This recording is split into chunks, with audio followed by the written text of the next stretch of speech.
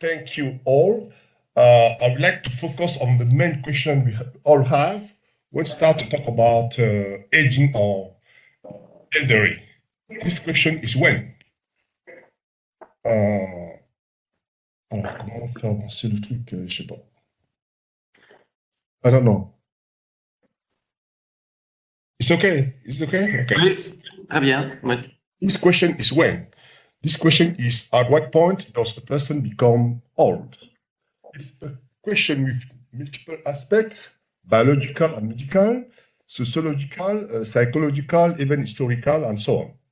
And for each of these aspects, the margins are more than wide enough to grasp exactly when this state settles in, as accepted and stabilized. Before going any further, we can already note the fundamentally evaluative aspect of this question. In short, we only become old in relation to an otherness whose role it is to situate, and guarantee a margin. Such objectivized indicator, biology, health, such a cohort, such a situated context, or such subjective appreciation. The result is heterogeneous, sometimes even orthogonal definition. In marketing, for example, the emphasis is on the positive valence of old age. And we just have an example with the last presentation. As an opportunity for profit in a circle of market value production, the elderly person then becomes a target, adorned with different possible attractions according to segmentations that establish their identities as diverse consumers. Biology attempts classification linked to the physiological and psychological processes that adversely modify the structure and functions of the organism from middle age onwards. It is appropriate here to speak of aging to underline this process of destructuring. In L'Invention des Seniors, sociologist Serge Guérin proposes a typology based on senior lifestyle. He distinguished traditional seniors, fragile seniors, and boubou. For sociology, even if it's possible to identify the specific characteristic of senior citizens in terms of practices, values, and lifestyles, there is no single way of growing old, but rather a multiple of possible situations that vary according to a person's state of health, socioeconomic level, and integration into society. Finally, anthropology. While its view old age as a cultural fact, it approaches it mainly from the angle of health and the model of medical investment in the human being. From this point of view, the basic question is that of the risk of exclusion of the elderly by the economy and by health, as if the subject of the question were not longer human being, but technology.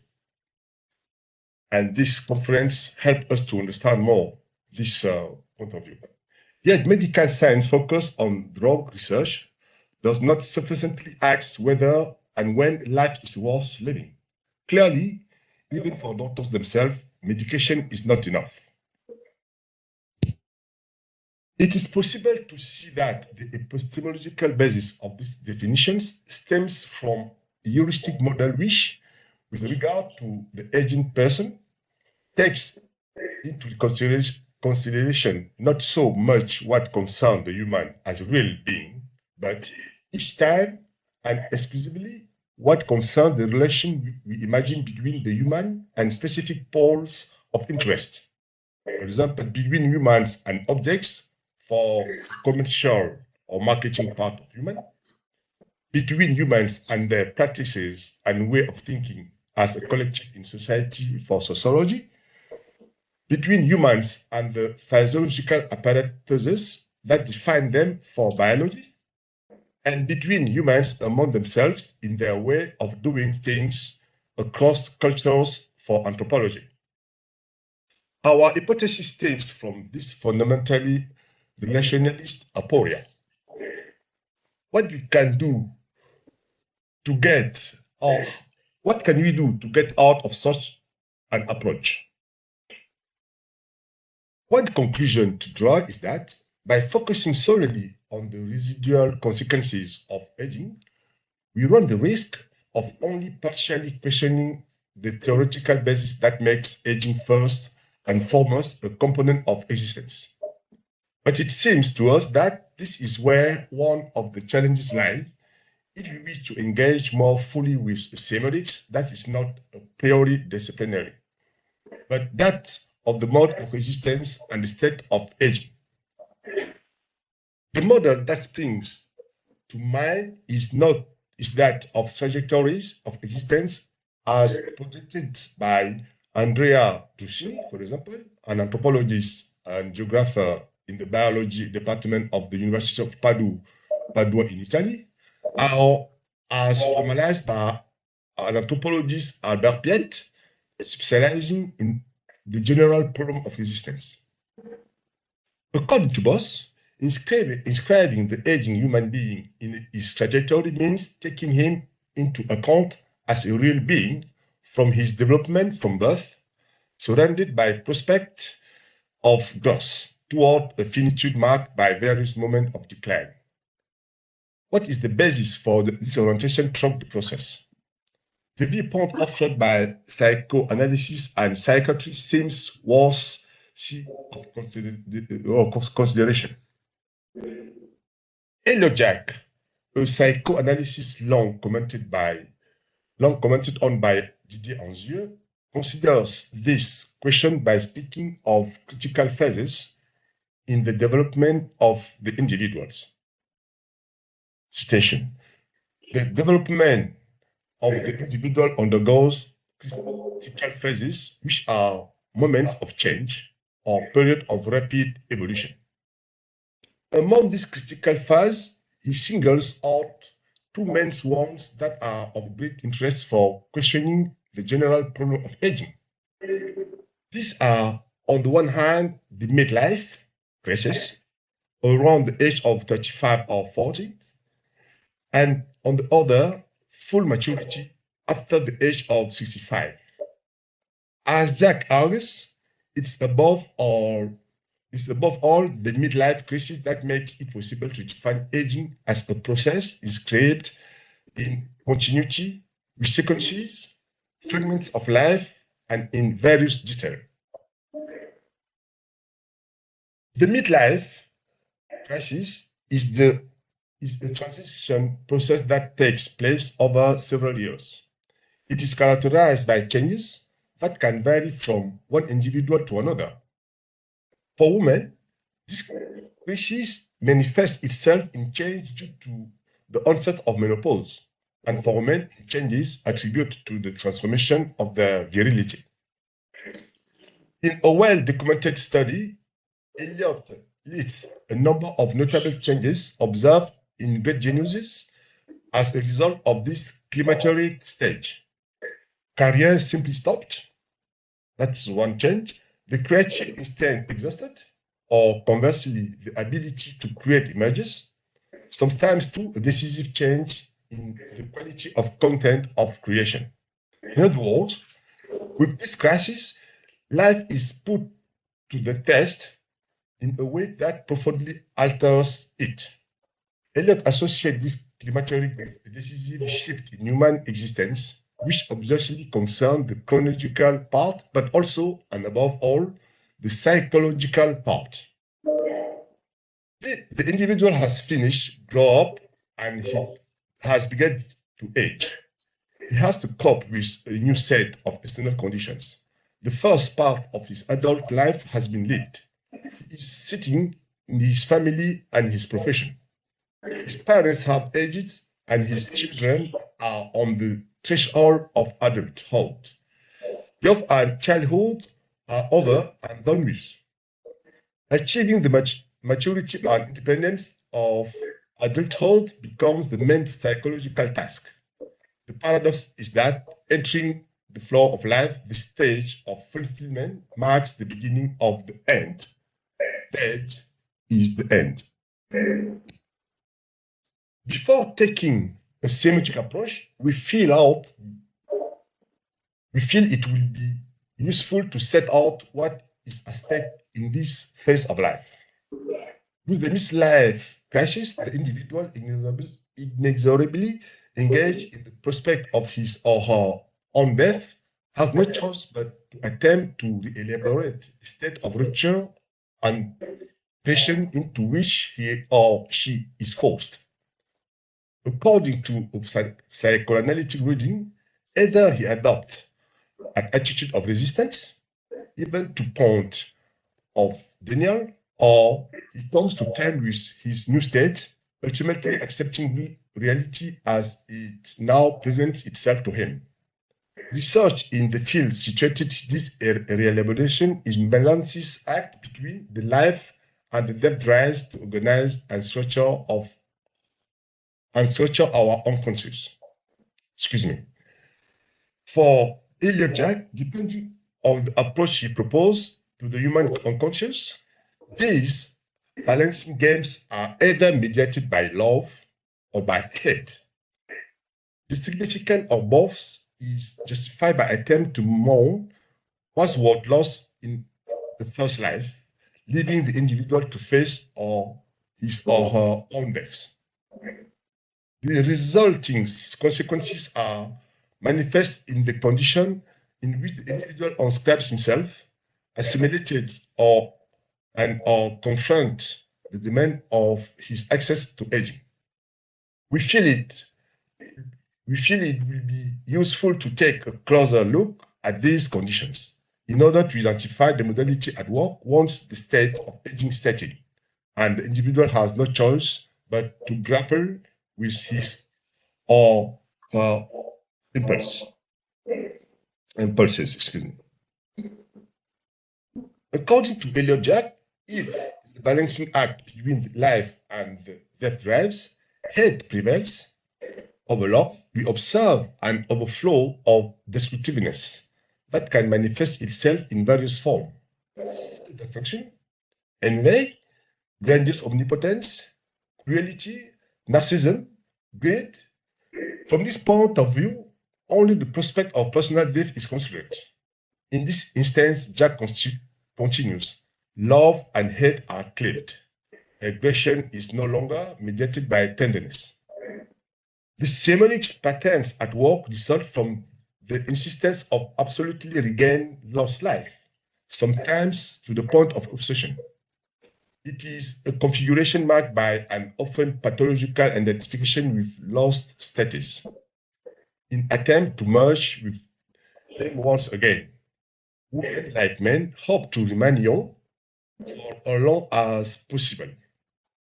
as long as possible, even if it means turn it into an illness. Jack stated,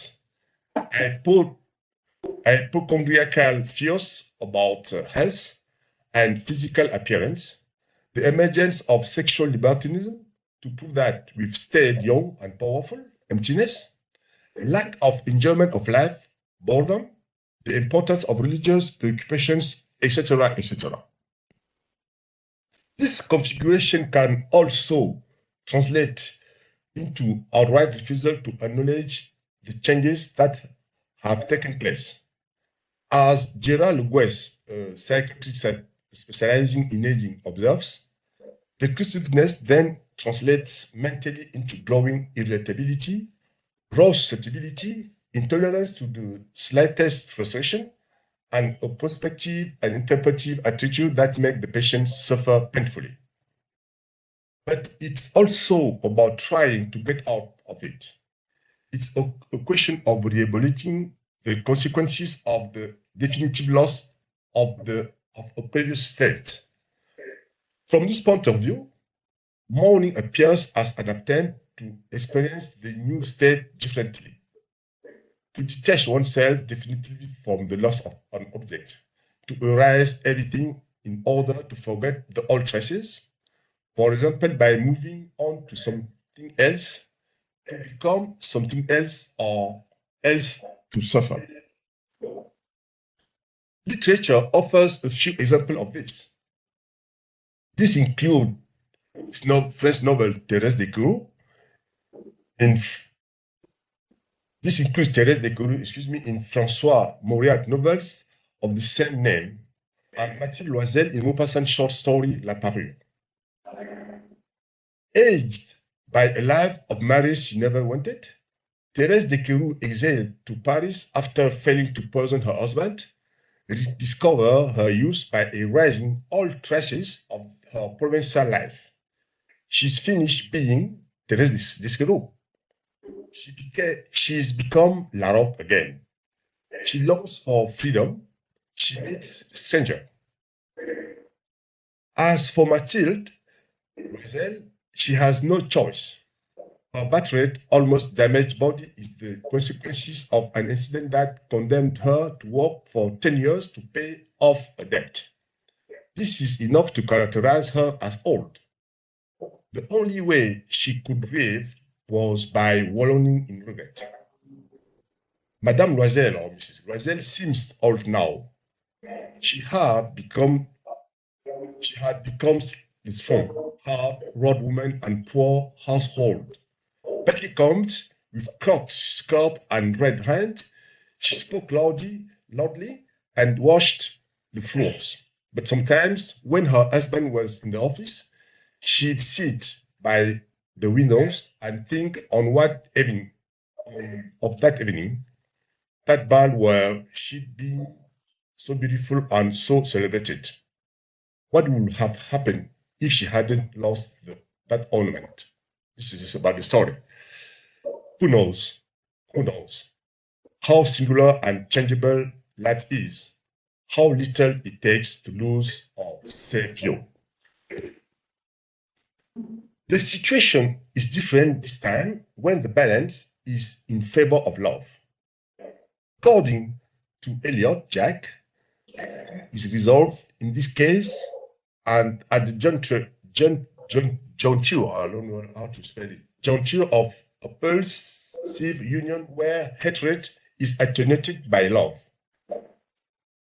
The midlife encounter with death and hatred takes a different turn. Unconscious fantasy of hatred are revived, no longer denied, but mediated by love. Those of death and destruction are mediated by reparation and the desire to life. Those concerning good objects attacked and damaged by hatred live again and are healing by loving grief. Those of destructive envy are repaired by admiration of the ingratitude. Those of trust and hope are lived through no longer denial, but the inner certainty that the torment of grief of loss, guilt, and persecution can be borne and overcome if loving reparation confronts them. This connection transforms the prospect of death into positive experience. The anxieties provoked by the advent of life are better borne. It's not that the individual no longer goes through depressive phases, but these are mediated by a sense of fulfillment, if not plenitude. There is no need to idealize, resist, or deny. For the individual, the aging process goes hand in hand with the ability to mourn his or her forthcoming health. In other words, one is no longer persecuted. Cyrillic's model at work stems from this state of conciliation, of even reconciliation. Girard Leguès, for example, recalled the reinvestment sometimes observed within certain couples to adjust their sensuality to the situation of decline that he has occurred. He notes that in such cases, when the change in sexual register is supported by good genital tenderness, the transition to a readjusted exchange takes place without too much damage. The model at work is akin to this substitution movement. It's a matter of reconsidering, even downgrading one's previous pretension, which can have the effect of sublimating the state of dismissment that has occurred. According to the West, one more time, such a movement can also be associated with the mobilization of artistic or intellectual sublimations. It's a way of continuing to enjoy one's power and seduction by displacement. In the case of the aging body, unlike the previous model, the body is no longer concerned in its ontology.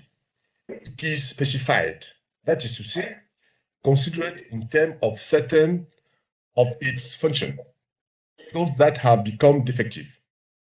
The substitution movement in question operates more like a rearrangement of function, so that they operate under other modalities. In other words, such a movement is to be distinguished from recourse to artifices such as cosmetic surgery, or the use by men of erectile stimulants such as Viagra, for example, who aims at this point will be to attempt a return to the thing and its original function, which is not possible. Sorry, guys. But we can also see that the functions in question are not limited to the physiological part of the body. The mental part of the individual may also be involved. This is revealed by Levi-Strauss' usually borrowed statement when, in his 19th birthday, he began his speech by evoking the state of his body. This is what Levi-Strauss said. Montaigne says that old age diminishes us every day and cuts into us in such a way that when death comes, it takes away only a quarter of man or half a man. Montaigne died at the age of 59. I could probably have had no idea of the extreme old age in which I find myself today. In this bridge age, which I never thought I'd reach, and which is one of the most curious surprises of my existence, I feel like a broken hologram. This hologram no longer possesses its entire unity, and yet, as in any hologram, each remaining part retains a complete image or representation of the whole. So today, for me, there is a real me, which is now only a quarter of or half of a man, and a virtual me, which still retains a vivid idea of the whole. The virtual me draws up a draft of a book, begins to organize its chapters, and say to the real me, it's up to you to continue. And the real me can no longer says to the virtual me, it's your business. Only you can see the whole. My life now unfolds in this very same dialogue. I'm very grateful to you for having, for a few moments, text your presence here today and your friendship put at the end to this dialogue by allowing these two selves to coexist again for a moment. Levi-Strauss. The splitting that Levi-Strauss evokes operates as an reelaboration of the depressive position into which his body now plunged him. Like Montaigne, he too is aware of this body's state of decline. It is no longer whole, and only a small part of its renewal. And it's because he accepts this diminution that he managed to sublimate its performance. The coincidence between the real self he speaks and and the hologram, which return of representation of the whole correspond in reality to a man and a half. So a win-win situation, what we can call the vertigo of love. Recalling Virgil, Jack associates such a perspective with a period he likens to purgatory. That said, Virgil, up to the Averno, the descent is easy. But when from there you may remember your journey, there is the real walk, there is, excuse me, there the immense tax of, excuse me, one more. There, the immense tax that few completed. In contrast to the first re-elaboration, which focused on descriptiveness, the result is an acceptance of oneself as we really are, with all our faults. It also results in acceptance of the losses that, on an ongoing basis, are provoked by the prospect of the second half of life. The perspective we have just proposed is an attempt to identify the impact of relevance of these losses brought on by advent of the second half of life. We have chosen the perspective of trajectories as a model to establish the conditions of a semiotics. If from this moment on life is concerned by the balancing act between the impulse of life and the death, it is the modality of mediatization at the heart of this balancing act that create the condition for a semiotic approach that to aging and a state that has occurred. Alternatively, this balancing games may be mediated by hatred, in which case the human being is faced with a clearly antagonistic process of descriptiveness, leading to the denial of his or her advening body. This lost body must be found with great resistance, even to the point of obsession, with all the consequences that this entails. Or these balancing acts are mediated by love. We then proceed to reconcile and even reconcile the state of decline that has occurred with what remains of the self, enabling us to continue to benefit for ourselves from the fullness of our capacity in situ. It seemed to us that it is the way that it's possible to consider aging in a much more grounded way, taking an interest in trajectories and not primarily in downstream consequences, which will correspond to an a priori perspective. So, one more time, very sorry for my English, very sorry for my pronunciation. I hope you can think on what I said. So, thank you. I thank you one more time to Massimo, to Federico, and I'm very proud that you invited me in this huge and honorable event. Thank you. Thank you. Thank you very much.